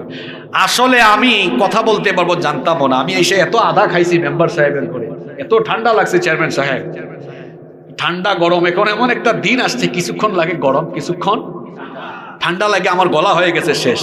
কিন্তু চাঁপাইনবাবগঞ্জে আইসা আপনারা আম খায়া খায়া তাজা হয়েছেন, তো আপনাদেরকে দেখার পরে আমার ভিতরে এনার্জি চলে আসছে, আলহামদুলিল্লাহ। গত মাহফিলে তো কে একজন আম নিয়ে আসছিল, আজকে কি আম নিয়ে আসছে নাকি? কে আম আনছে? কোথায় আম? এটা কি হাদিয়া দিতে আনছে নাকি আপনাদেরকে দিছে? হাদিয়া না? মাশাআল্লাহ বলেন। অক্টোবরে কনসার্টে এসেছিলাম, আম হাদিয়া দিয়েছে। ওই দিন দিছে 2টা, আজকে দিছে 4টা। তার মানে আগামী বছর আল্লাহ বাঁচিয়ে রাখলে আসলে দিবে 8টা। নাকি দিবেন না? আচ্ছা, আপনারা আসলে আমের মতোই মজা। আম যেমন মজা, আপনারাও খুব মজা করে কথা বলেন, এত সুন্দর করে আপনারা কথা বলেন। আপনারা যখন কথা বলেন আমরা তাকায় থাকি, খুব ভালো লাগে। আপনাদের ভাষা যেমন সুন্দর, আপনাদের মনও তেমন সুন্দর। আল্লাহ আপনাদেরকে দিনের জন্য সুন্দরভাবে কবুল করেন। আমরা কোথায় ছিলাম, আবার চলে যাচ্ছি। আমরা বলছিলাম এই যে 2 সাগরের মাঝখানে পর্দা আছে, এই বিজ্ঞানময় তথ্য কোথায় আছে? এই কোরআন কোথায় পড়ানো হয়? মাদ্রাসায়। মাদ্রাসাকে আপনি জেনতন প্রতিষ্ঠান মনে করেন না। তাহলে বলছিলাম কবরকে বারজাখ বলা হয় কেন? কারণ এটা পর্দার জগৎ। এই জগতের খবর আমরা কেউ জানি? জোরে বলেন, কেউ জানি? এবার আসুন তো, গুরুত্বপূর্ণ একটা প্রশ্ন। এই যে মারা যাওয়ার পরে কিয়ামতের সিঙ্গার ফুৎকার পর্যন্ত এত লম্বা সময়, কত হাজার বছর যাবে আমরা জানি না, অজানা এক সময় পর্যন্ত কেন এই বারজাখি জীবনে থাকতে হবে? মানুষ মারা যাওয়ার পরে সাথে সাথে হিসাব নিকাশ করে জান্নাত বা জাহান্নামের ফয়সালা আল্লাহ কি করে দিতে পারেন না? তো না করে আল্লাহ তাআলা কেন দীর্ঘ সময় পর্যন্ত কবরে রাখেন, বারজাখে রাখেন, হাসরে বিচার করার জন্য? এর কারণ আছে না নাই? কারণটা কি বলবো? রাগ করবেন না তো? এখন বেশি সেনসিটিভ কথাবার্তা হবে, গায়ে লাগবে। রাগ করবেন না তো? কেন আল্লাহ বারজাখি জিন্দেগিতে রাখলেন? কারণ আল্লাহ তো কিয়ামতের দিন বিচার করবেন 2 কায়দায়, হাক্কুল্লাহ, হাক্কুল ইবাদ। আল্লাহর হক যেগুলো নষ্ট করেছেন আল্লাহ তো কবরেই হিসাব নিকাশ শেষ করে ফেলতে পারেন। কিন্তু আপনি যাদের হক নষ্ট করে দুনিয়া থেকে গেলেন, বান্দার হক, হয়তো আপনি মারা গিয়েছেন, তারা এখনো দুনিয়ায় আছে, তারা আরো পরে মারা যেতে পারে। এজন্য হিসাবটাকে পারফেক্ট করার জন্য বাদী বিবাদী একসাথে একই জায়গায় উপস্থিত থাকা দরকার। আর সেটার জন্য অ্যাপ্রোপ্রিয়েট জায়গা হলো হাসরের মাঠ, যেখানে সবাইকে একসাথে করে আল্লাহর হকের বিচারও সেদিন হবে, বান্দার হকের বিচারও সেদিন হবে। আপনি মারা গেলেন, আল্লাহর সাথে সাথে হিসাব কেমনে করবেন? কারণ আপনি না হয় মারা গিয়েছেন, কত মানুষকে জ্বালাইয়া আপনি মারা গিয়েছেন, কত মানুষকে কোরআন আর কোরআনের আন্দোলনের সাথে সম্পৃক্ত থাকার কারণে ঘর বাড়িতে থাকতে দেন নাই, কত মানুষের উপর মিথ্যা মামলা দিয়েছেন, কত নিরপরাধী মানুষকে অপরাধী বানিয়ে দুনিয়া থেকে বিদায় করে দিয়েছেন, কত আলেমকে বেইজ্জত করেছেন। এগুলোর হিসাব কি কিয়ামতে হবে না? এজন্য আল্লাহ তাআলা বারজাখে রেখেছেন, যাতে করে সব মারা যাওয়ার পরে সবাইকে একসাথে কইরা সাইজ মতো বিচারটা হয়। এই জন্য বারজাখের জীবন রেখে দিয়েছেন কে? কষ্ট হচ্ছে না তো আপনাদের? এই যে গুরুস্থান, যে গুরুস্থান কমিটির উদ্যোগে আজকে মাহফিল হলো, এই গুরুস্থানের মুর্দা ব্যক্তিরা যাওয়ার সময় টাকা নিয়ে গিয়েছে? জোরে? বাড়ি নিয়ে গিয়েছে? গাড়ি নিয়ে গিয়েছে? ক্ষমতা নিয়ে গিয়েছে? গিয়েছে সাথে কি? মাশাআল্লাহ, জোরে বলেন। আল্লাহর হাবিব বলেছেন, বুখারী এবং মুসলিম শরীফে এই হাদিসটি বর্ণিত হয়েছে, আনাস ইবনে মালিক রাদিয়াল্লাহু আনহু থেকে এই হাদিস বর্ণিত হয়েছে। তিনি বলেছেন, রাসূল কারীম আমার সাথে সবাই বলেন সাল্লাল্লাহু আলাইহি ওয়াসাল্লাম বলেছেন, ইয়াতবাউল মাইয়িতা সালাসা, মৃত ব্যক্তিকে 3টা জিনিস অনুসরণ করে, অর্থাৎ মানুষ মারা যাওয়ার পরে তার সাথে কবর পর্যন্ত 3টা জিনিস যায়। একটা হলো তার মাল, ধন সম্পদ, 2 নাম্বার হলো তার আহাল, তার পরিবার পরিজন, আত্মীয় স্বজন, তারপরে তার মাল, 3 নাম্বার হলো তার আমল। 2টা জিনিস, তার পরিবার পরিজন, আত্মীয় স্বজন এবং তার মাল, কবরে তাকে একাকী রেখে চলে আসে। শুধু কবরে তার সাথে যেটা যায় সেটা হলো আমল। এই আমল যদি দুনিয়ার ভালো হয় কবরে ফয়সালা ভালো হবে, দুনিয়ার আমল যদি খারাপ হয় কবরের মধ্যে আটকে যেতে হবে। কবর কি? কবর কি? কবর হলো ইমিগ্রেশন সেন্টার। কবরটা কি? ইমিগ্রেশন।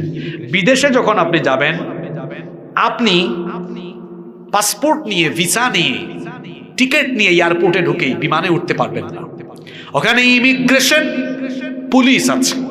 আপনি এয়ারপোর্টে ঢোকার পরে চেক করবে, দেখি তো আপনার পাসপোর্ট দেন, ভিসা দেন, টিকিট দেন। চেক করার পর যদি দেখে সব অথেন্টিক, সিল মারবে, যান, পারমিশন দিলাম, যেতে পারেন আপনি। যদি ভেজাল থাকে আটকায় দিবে, যেতে দিবে। কবর হলো ইমিগ্রেশন সেন্টার। সেখানে ইমিগ্রেশন ফেরেশতা আছেন 2 জন। জোরে বলেন কয়জন? মুনকার নাকি? এই 2 জন আপনার ভিসা, পাসপোর্ট, আইডেন্টিটি জানতে চাইবে। সেখানে প্রশ্ন আছে না নাই?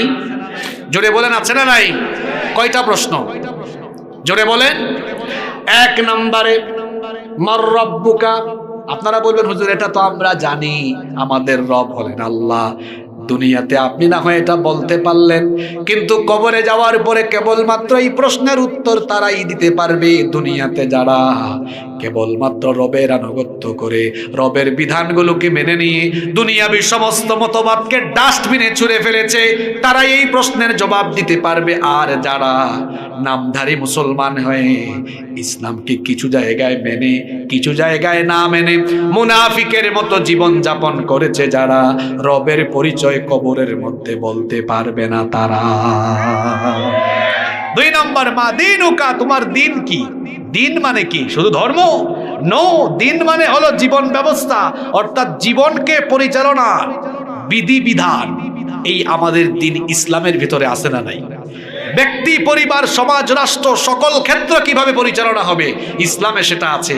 যারা ইসলামকে শুধু নামাজ, রোজা, হজ, যাকাতের জন্য গ্রহণ করে তার পরিবার, সমাজ, রাষ্ট্রকে মানব রচিত আইনের কাছে সুপর্দ করে দিয়েছে, তারা সেদিন দ্বীনি আল ইসলাম জবাব দিতে পারবে না। কারণ দুনিয়ায় সে এই ইসলামকে সমাজ, রাষ্ট্র পরিচালনার জন্য গ্রহণ করতে পারে না। কথা কি বোঝা যায়? তাহলে আজকে থেকে সিদ্ধান্ত নেন, আমার সমাজ, অর্থনীতি, রাজনীতি সব ইসলামের ভিত্তিতে পরিচালনা করব। নাহলে কবরে গেলে আপনারা তো দেখতেছেন না কবরের কাহিনী, যদি আল্লাহ দেখাই তো একবার বুঝতেন কেমন হইতেছে। 3 নম্বর কি? মান নবিয়ুকা। অন্য রিওয়ায়াতে এসেছে আল্লাহর হাবিবকে দেখিয়ে বলা হবে মা হাদার রাজুলু আল্লাযী বুইতা ফীকুম। তোমার নবীকে, অথবা বলা হবে উনি কে, তুমি কি চেনো? আমরা কি নবীজিকে কোনোদিন দেখেছি? জোরে বলেন। না দেখেও যারা নবীজির উপর ঈমান এনে, নবীজির উপর ঈমান এনে নবীজির মহব্বতে তার জীবন উৎসর্গ করে দেয়, নবীজির আদর্শ কায়েমের জন্য রক্ত, জান, মাল কুরবানি করে দেয়, তারা বলবে কেন চিনব না? ইনি তো হচ্ছেন আমার সেই প্রিয় হাবিব যার আদর্শ বাস্তবায়নের কাজ করেছি, মুহাম্মাদুর রাসূলুল্লাহ সাল্লাল্লাহু আলাইহি ওয়াসাল্লাম। আর যারা অমুক ভাই, তমুক ভাই, আমার ভাই, তোমার ভাই, এত চিনবে না, কারণ তার সারা জীবন গিয়েছে শয়তানি নেতৃত্বের অনুকরণ করে। বলতে পারবে না। কবরে রাখার সময় আমরা বলি বিসমিল্লাহি, তারপরে কি? সুন্নতি, বিসমিল্লাহি আলা সুন্নতি মিল্লাতি। জোরে বলেন না, সুন্নতি না মিল্লাতি? জোরে বলেন। মিল্লাতি। আর দলে উঠাই দিয়ে গেলাম। কোন পাগলারে উঠাই দেন? মরার আগ পর্যন্ত হে কার দলে ছিল? যে ব্যক্তি মরার আগ পর্যন্ত রাসূলের দলে থাকলো না, রাসূলের দল ইসলাম। রাসূলের দল কি? রাসূলের দলে থাকলো না, বরং রাসূলের আদর্শের অনুসারীরা যারা রাসূলের আদর্শ কায়েম করত তাদেরকে ঘর বাড়ি থেকে, এলাকা থেকে বের করত, মারতো, ধরতো, পিটাতো।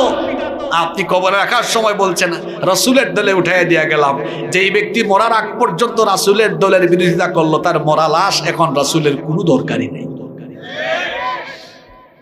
এই 3টা প্রশ্নের উত্তর দিতে পারবেন, আইডেন্টিটি লাগবে। 1 নম্বর আইডেন্টিটি হচ্ছে আল্লাহর খাঁটি গোলাম হওয়া লাগবে। কার গোলাম? 2 নম্বর আইডেন্টিটি হলো মানব রচিত সমস্ত মতবাদকে পায়ের তলায় ফেলে দিয়ে ইসলামকে জীবন পরিচালনার বিধান হিসাবে গ্রহণ করতে হবে। 3 নম্বর আইডেন্টিটি হলো দুনিয়ার সমস্ত নেতা নেত্রীর অনুসরণ বাদ দিয়ে মুহাম্মদুর রাসূলুল্লাহ সাল্লাল্লাহু আলাইহি ওয়াসাল্লামের আদর্শের অনুসরণ করতে হবে। যুবক ভাইয়েরা, কোথায় যাচ্ছ তোমরা? তোমাদের যেই বয়স পড়াশোনা গবেষণার, যেই বয়স হলো কোরআন সুন্নাহ চর্চার, রাসূলের আদর্শ চর্চার, সেই সময়ে তোমাদেরকে কিছু মানুষ তার নিজের স্বার্থের জন্য তোমাকে লাঠির মতো ব্যবহার করে, চামচার মতো তোমাকে সামনে পিছে ব্যবহার করে।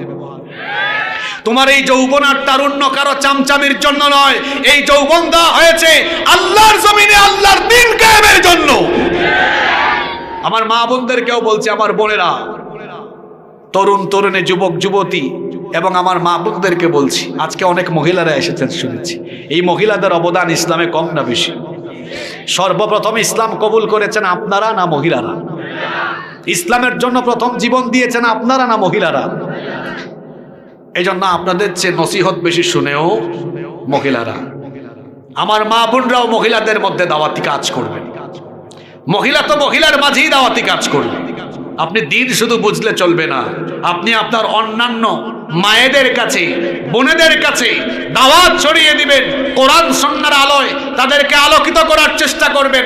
যেমন করে আম্মা জান আয়েশা সিদ্দিকা রাদিয়াল্লাহু আনহা, তিনি যেভাবে আল্লাহ রাসূলের হাদিসগুলো ছড়িয়ে দিয়েছেন, দ্বীনের ইলম ছড়িয়ে দিয়েছেন, ঠিক তেমনি করে আপনিও আপনার জায়গা থেকে যথাসম্ভব দ্বীনের আলো ছড়িয়ে দেওয়ার জন্য কাজ করতে হবে। এটা আপনার দায়িত্ব। কষ্ট হচ্ছে আপনাদের? শেষ 2টা পয়েন্ট বলে আমরা আলোচনা শেষ করব, আর আপনাদেরকে কষ্ট দিব না। কয়টা পয়েন্ট? এই কবরে আমরা সবাই যাব। কবরে আমরা সবাই যাব কি যাব না?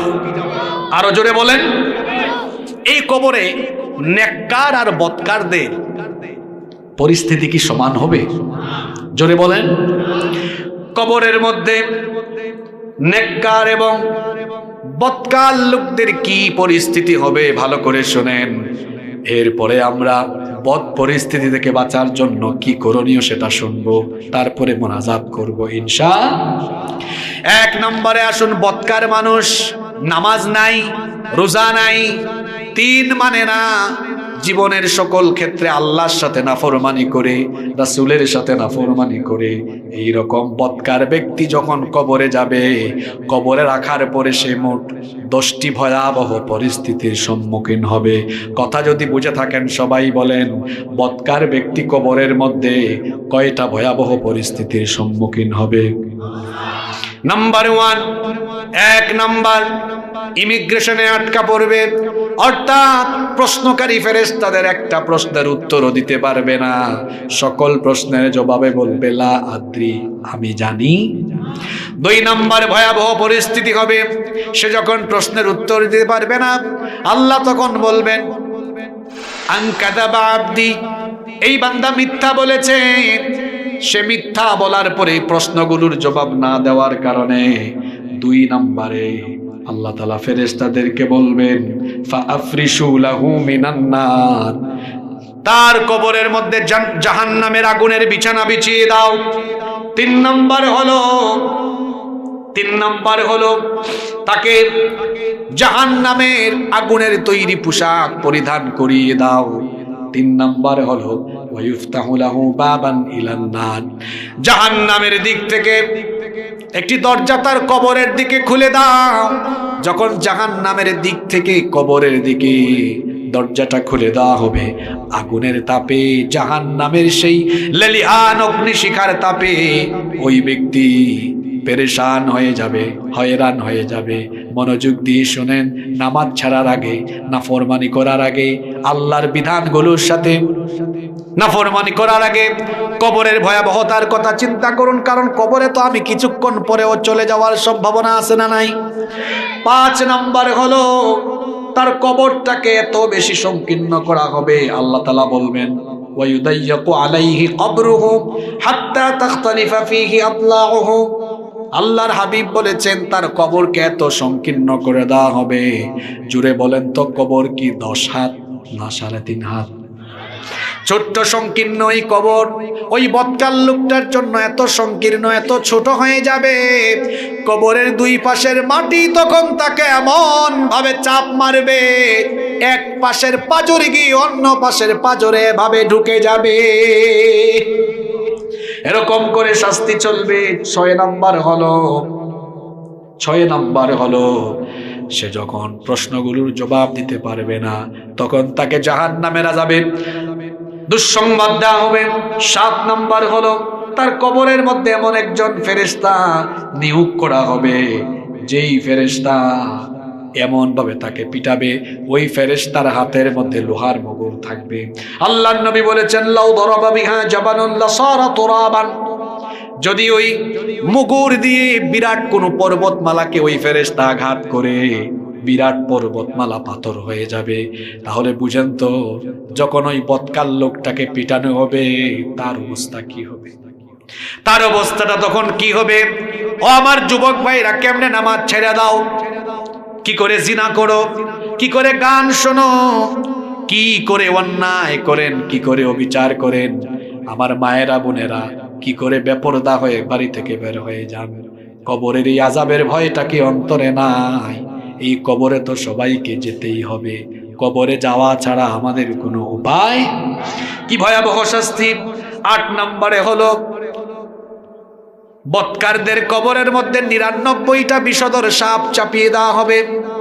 কাফিরদের কবরে 99টা বিষধর সাপ চাপিয়ে দেওয়া হবে। এখানে যদি একটা সাপ আসে, সাপ আসার পরে দেখবেন মানুষের কেমনে দৌড়াদৌড়ি আরম্ভ হয়। কবরের মধ্যে একটা সাপ নয়, কয়টা দেওয়া হবে? এগুলো কি দুনিয়ার সাপের মতো নাকি? দুনিয়ার এক সাপ দেখলে আপনি দৌড় মারেন, আর কবরে যে বিষাক্ত ভয়াবহ 99টা সাপ চাপিয়ে দেওয়া হবে। আল্লাহর নবী বলেছেন এগুলো এত ভয়ঙ্কর, কোনো একটা সাপ যদি দুনিয়ায় একটি বারের জন্য নিঃশ্বাস ছাড়তো, দুনিয়াতে কোনো গাছপালা কোনো দিনও আর জন্ম নিত না, এত বিষাক্ত। এরপরে আসুন 9 নম্বর, বিভিন্ন রকমের আযাব দেওয়া হবে। সুদখুরদের একরকম, ঘুষখুরদের একরকম, বেনামাজির একরকম, বেরোজাদারের আর এক রকম, জিনাখুরের একরকম। এইরকম যার পাপ যেমন তার শাস্তির ধরনও তেমন। তারপরে 10 নম্বর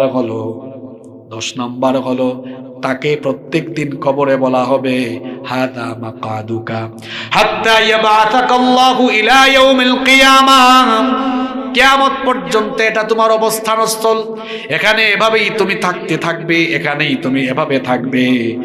এভাবে করে বৎকারদের উপরে কবরে 10টি ভয়াবহ শাস্তি চাপিয়ে দেওয়া হবে।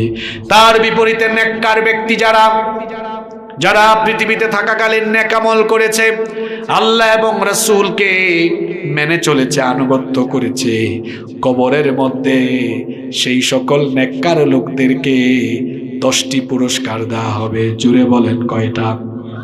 আস্তে বলবেন না, জোরে বলেন কয়টা? 1 নাম্বার, ইমিগ্রেশনে আটকাবে না, ভিসা পাসপোর্ট টিকিট সব ওকে। 3টা প্রশ্ন করার সাথে সাথেই জবাব দিয়ে দিবে, আল্লাহু আকবার। অদৃশ্য থেকে তখন জবাব আসবে, আনসাদাকা আবদি, আমার বান্দা সত্য বলেছে। 2 নাম্বার সুসংবাদ হলো আল্লাহ তাআলা তখন বলবেন, ও আমার ফেরেশতারা, আমার এই বান্দাকে দুনিয়ার মানুষেরা মাটির কবরে শুইয়ে দিয়ে গিয়েছে, তাকে আর মাটিতে শুয়াইয়া রাখিও না, ফাআফরিশুহু মিনাল জান্নাহ, তার কবরে জান্নাতের বিছানা বিছায়া দাও। 3 নম্বর হলো আল্লাহ তাআলা বলবেন, তাকে তো কাফনের কাপড় দিয়ে কবরে পাঠানো হয়েছে, ওয়া আলবিসুহু মিনাল জান্নাহ, জান্নাতের পোশাক তাকে পরায়া দাও। 4 নম্বরে আল্লাহ বলবেন, ওয়াফতাহু লাহু বাবান ইলাল জান্নাহ, জান্নাতের দিক থেকে তার কবরের দিকে একটা দরজা খুলে দাও। যখন জান্নাতের একটা দরজা তার কবরের দিকে খুলে দেওয়া হবে, ফায়াতিহি মির রাউহিহা ওয়া তিবিহা, তখন জান্নাত থেকে জান্নাতের সুগন্ধ তার কবরে আসতে থাকবে। 5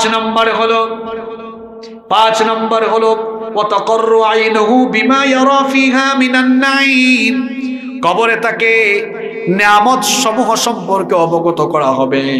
জান্নাতের নেয়ামত সম্পর্কে তাকে বলা হবে। 6 নম্বরে হলো তাকে তো আমরা 3.5 হাত কবর দিয়ে এসেছি। আল্লাহ তাআলা বলবেন আমার ফেরেশতারা আমার জান্নাতি বান্দার কবরটাকে এত সংকীর্ণ রেখো না, তার কবরটাকে তোমরা ওয়ায়ুফসাহু লাহু ফি কবরিহি মাদ্দা বসরিহি, তার চোখের সীমানা যায় যত দূর তার কবরটাকে তোমরা প্রশস্ত করে দাও তত দূর। তাও সুবহানাল্লাহ মুখে দিয়ে বাইর হয় না। চোখের দৃষ্টি সীমানা যাবে যত দূর এই নেককারের কবরটাকেও বিস্তৃত প্রশস্ত করে দাও তত দূর। সুবহানাল্লাহ।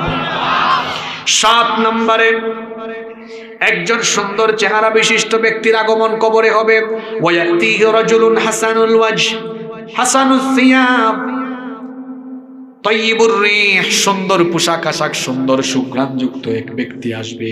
এসে ওই নেককার জান্নাতি লোককে বলবে আবশির বিল্লাযী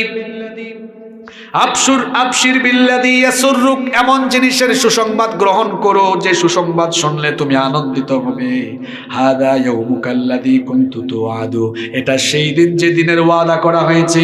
ওই নেককার জান্নাতি ব্যক্তি তখন সেই লোকটাকে বলবে মান আনতা, তুমি কে?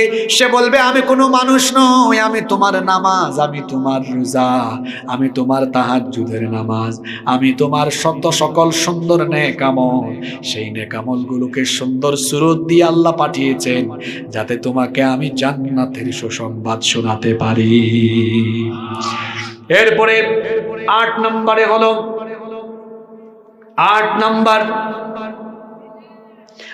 নম্বরে হলো ওই লোকটাকে কবরের মধ্যে প্রত্যেক দিন বলা হবে, স্বপ্নেও দেখানো হবে হাদা মাকাদুকা হাত্তা ইয়াবাসাকা আল্লাহু ইলা ইয়াউমিল কিয়ামা, কিয়ামত পর্যন্ত এভাবেই তুমি পরম আনন্দে এই কবরে ঘুমিয়ে থাকবে।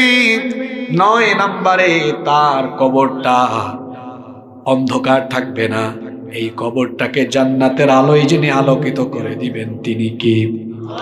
10 নম্বরে ফেরেশতা বলবে তোমার কোনো চিন্তা নাই, টেনশন নাই। নাম কানাউমাতিল আরুস, নতুন বিয়ে করে বর যেমন তার নতুন স্ত্রী নিয়ে বাসর ঘরে ফুর্তি করে আনন্দ করে ঘুমায়, তুমিও তেমনি এই কবরে কিয়ামত পর্যন্ত আরাম করে ঘুমাও। এই 10টি পুরস্কার আমরা চাই কি চাই না? জোরে বলতে হবে, চাই কি চাই না? এমনি এমনি পেয়ে যাবেন? কিছু আমলের দরকার আছে না? একটা হাদিস শোনায়া শেষ করবো আজকে। হাদিসটা কি মনোযোগ দিয়ে শুনবেন? এই পুরস্কারগুলো আপনারা পেয়ে যাবেন।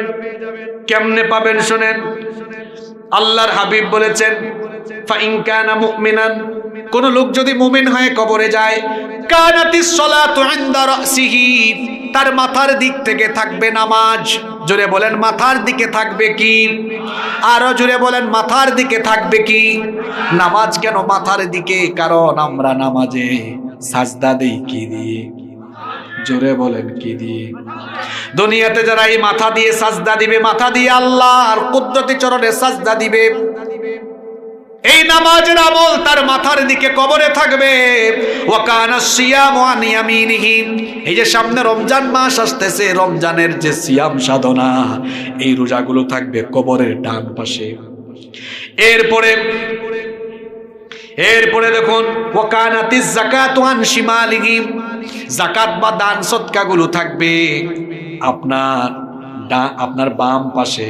তারপরে ওয়াকানা ফিআলুল খায়রাতি মিনাস সাদাকাতি ওয়াস সিলাতি ওয়াল মা'রুফি ওয়াল ইহসানি ইলান নাসি ইনদা রিজলাইহি, অন্যান্য সকল নেক আমল, ইহসান ইখলাসের সাথে যত আমল করেছেন সেগুলো থাকবে পায়ের দিকে।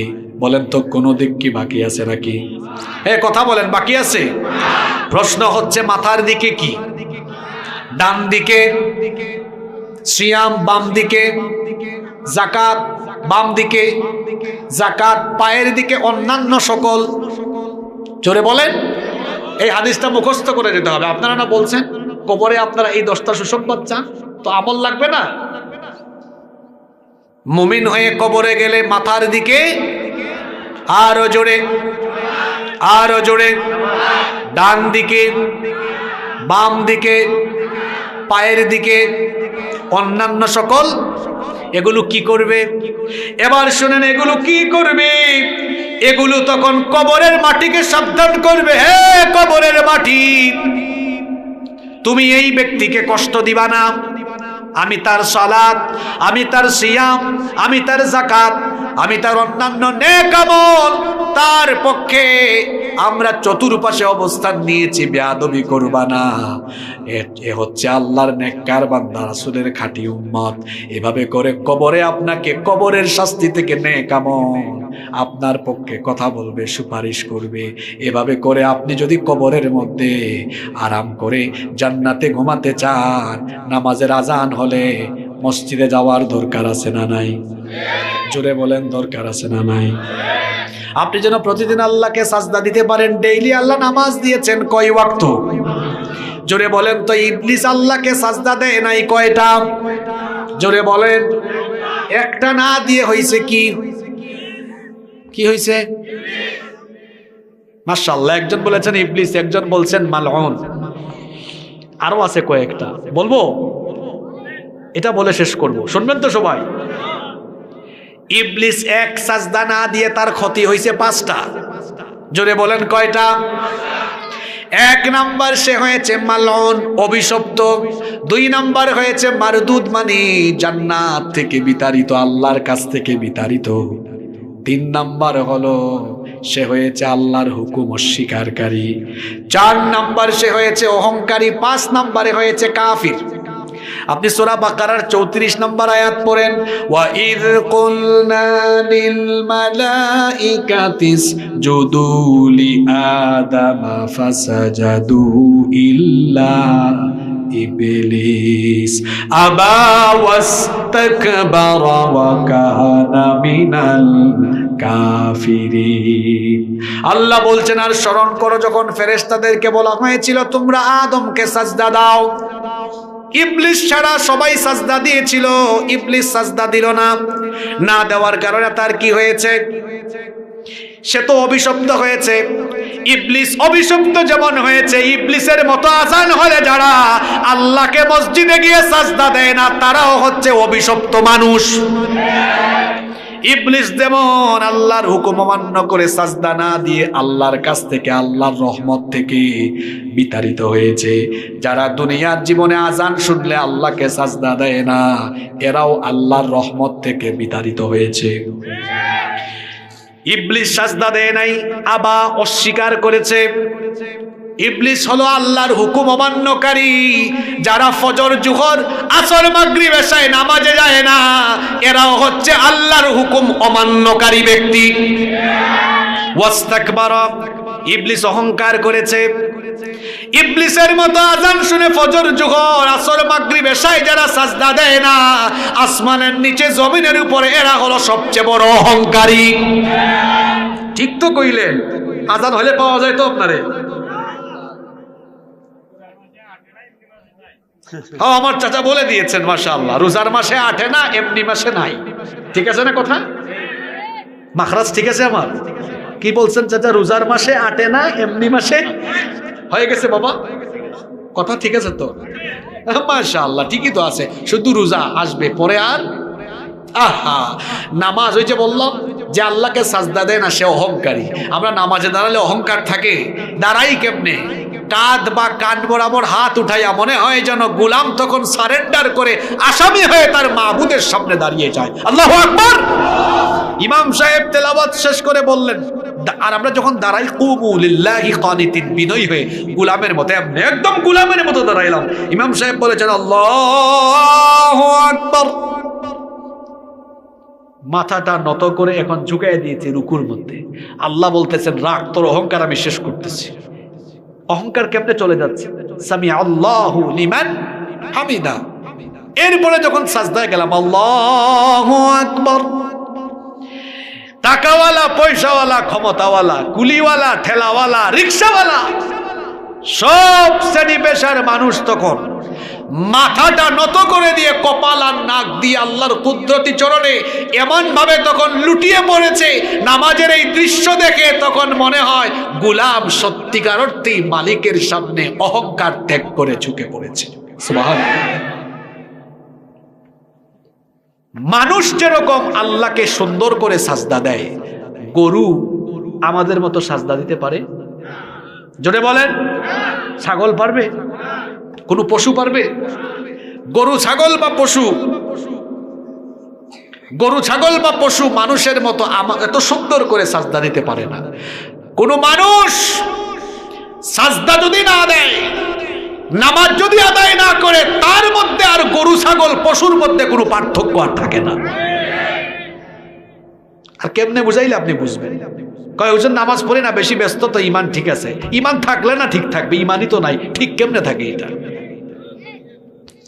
5 নম্বরে ইবলিসের কি ক্ষতি হয়েছে? ওয়াকানা মিনাল, একটা সাজদা না দিয়ে কি হয়েছে? আপনি ডেইলি কয়টা দেন না, কয়বার হইছেন চিন্তা করেছেন? মান তারাকাস সালাতা মুতাআম্মিদান ফাকাদ কাফারা জিহারান। আল্লাহর নবী বলেছেন, যে ব্যক্তি ইচ্ছে করে নামাজ ছেড়ে দিল, সে সরাসরি আল্লাহর সাথে কুফরি করলো। কার সাথে কুফরি? এক সাজদা না দিলে কয় ক্ষতি? জোরে বলেন, জোরে বলেন। 1 নাম্বার, খায়া ফেলছে। আম খাইয়া এই হয়েছে বুঝি ব্রেইন আপনার। 1 নাম্বার মালউন, অভিশপ্ত। 2 নাম্বার মারদুদ, আল্লাহর রহমত থেকে বিতাড়িত। 3 নাম্বার আবা, অস্বীকারী। 4 নাম্বার ওয়াস্তাকবারা, অহংকারী। 5 নাম্বার ওয়াকানা মিনাল। আমরা কি 5টা ক্ষতি চাই? তাইলে আজান হলে নামাজে যাবেন তো? ইসলামের সবচেয়ে বড় ইবাদত কি? জোরে বলেন, জোরে বলেন। মা বোনরা জান্নাতে যাওয়া সহজ। ইযা সাল্লাত আল মারআতু খামসাহা ওয়া সামাত শাহরাহা ওয়া হাফিজাত ফারজাহা ওয়া আতাআত যাওজাহা। 4টা কাজ আপনারা করবেন বোনেরা। সময় মতো নামাজ, রমজানের রোজা যথাযথভাবে আদায় করা, লজ্জাস্থানের হিফাজত, আর স্বামীর খেদমত, স্বামীর আনুগত্য। এই 4 কাজ যে নারী করবে, আল্লাহ তাআলা ওই নারীকে বলবেন, তোমার পছন্দ মতো যে কোনো গেট দিয়ে তুমি জান্নাতে চলে যাও। সুবহানাল্লাহ। বলছিলাম কবরে শাস্তি থেকে বাঁচার জন্য আমরা আমল করা লাগবে। মাথার দিকে কি আসবে? ডান দিকে সিয়ামের মাসে সিয়াম ঠিক মতো করবেন তো? বাম দিকে, পায়ের দিকে অন্যান্য। তাহলে কবরের আযাব থেকে বাঁচার জন্য আমল কি দরকার? এই হাদিসে আছে না নাই? লাস্ট আরো একটা আমল বলবো। কোরআনে একটা সূরা আছে, সূরার নাম সূরা মুলক। আল্লাহর হাবিব বলেছেন, রাতের বেলা ঘুমানোর আগে যারা সূরা মুলক তিলাওয়াত করে ঘুমায়, ওই ব্যক্তি কবরে যাওয়ার পরে আল্লাহ তাকে কবরের শাস্তি থেকে বাঁচায়া দিবে। আবার অন্য হাদিসে এসেছে, নবীজি বলেছেন, যারা সব সময় রাতের বেলা ঘুমানোর আগে সূরা মুলক তিলাওয়াত করে, এই সূরাটি কিয়ামতের দিন তার পক্ষে আল্লাহর সাথে ঝগড়া করবে, ততক্ষণ আল্লাহ ওই লোকটাকে মাফ করে দিয়ে জান্নাতে ঢুকাবে না যতক্ষণ। সূরা মুলকে আয়াত 30টা। জোরে বলেন কয়টা? একদিনে 1 আয়াত শিখলে 30 দিনে কত হয়? 30 আয়াত। পারবেন না মুখস্থ করতে? আর একটা আমল হলো নামাজে দোয়ায়ে মাসুরা পড়েন, আল্লাহুম্মা ইন্নী যালামতু নাফসি যুলমান কাসীরা। এটা বলে সালাম ফিরিয়ে ফেলেন। একটা হাদিস আছে, নবীজি সব সময় সালাম ফেরানোর আগে 4টি বিষয় থেকে পানাহ চাইতেন। আল্লাহুম্মা ইন্নী আউযু বিকা মিন আযাবি জাহান্নাম ওয়া মিন আযাবিল কবর ওয়া মিন ফিতনাতিল মাহইয়া ওয়াল মামাত ওয়া মিন ফিতনাতিল মাসীহিদ দাজ্জাল। এই দোয়াটা করবেন। এই আমলগুলো শিখায় দিলাম। এই আমলগুলো করলে কবরের জিন্দেগি সুন্দর হবে, কবরের শাস্তি থেকে বাঁচতে পারবো। সবচেয়ে বড় আমল হলো নামাজ। সবচেয়ে বড় আমল কি? আমরা সবাই যে কবরে চলে যাব, এই কবরস্থান সুন্দর থাকুক, কবরস্থানটা উন্নয়ন হোক, আমরা ওই কবরে যাব। সবাই চাই তো? কারা কারা চাই না? হাত তুলেন তো। মাশাআল্লাহ। কারা কারা চান? এবার হাত তোলেন। মাশাআল্লাহ। সবাই চান তো? হাতগুলো একটু নাড়াচাড়া মারেন। জানতো স্বেচ্ছাসেবক ভাইয়েরা চতুর্দিক থেকে ঘেরাও করে ফেলেন, তারা কেমন চায় দেখতাম। হাত নামাইয়া পকেটে ঢুকান।